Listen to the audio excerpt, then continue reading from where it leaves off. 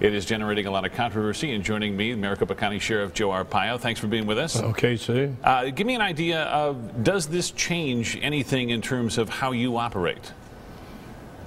Well, in a way, because he has promised to deport criminal violators, but when you have 4,000 people in our jails in the last 8 months, we did a survey, 36% keep coming back after we turn them over to ICE. So evidently he is not deporting illegal aliens, or he's letting them on the back street.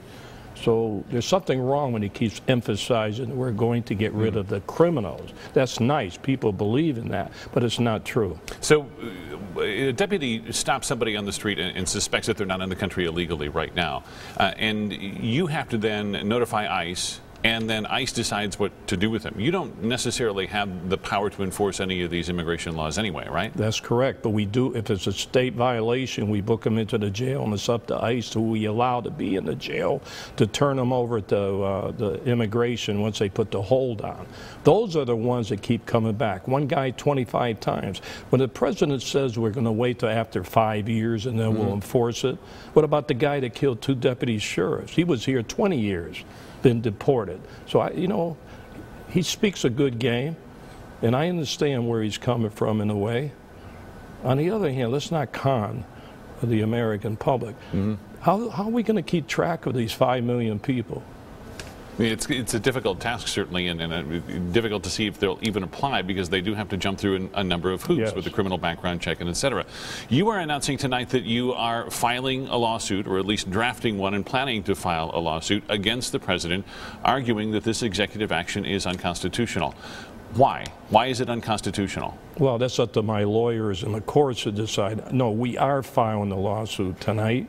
My lawyer is at no cost to the taxpayers, but this. We have to understand whether this is constitutional or not, whether he's going around Congress is legal. But I'm going to send a message, that we're not going to give up, that this does affect the streets of Maricopa County. When especially when I just said 4,000 people are let go and they keep coming back.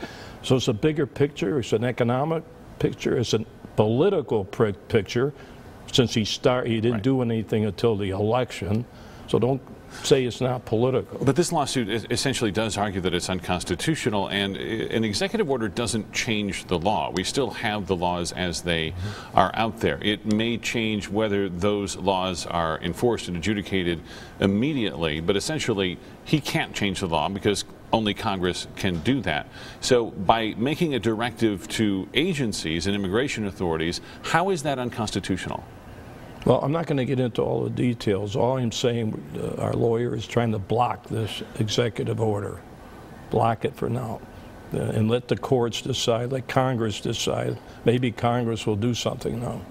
Certainly you perform the role of a law enforcement official, but you've been very clear as to where you stand on immigration.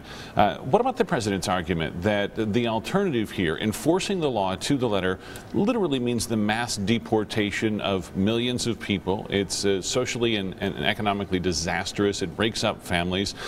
Certainly you've got to have compassion for people where mom and dad may not be legal, but the children are, and those families get broken up. What do you have to say to those families? Well, I know this is a big problem, Steve, but I'm surprised that they have not detected these 5 million people and have not deported them throughout the years.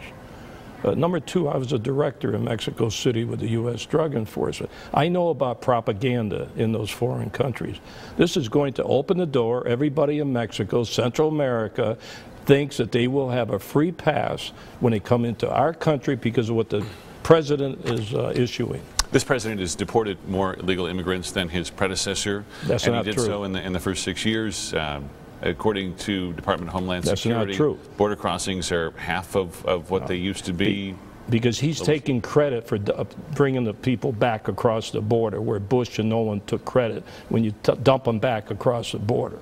That's how he's building up his statistics. So 3,000 new border agents, increased security at the border.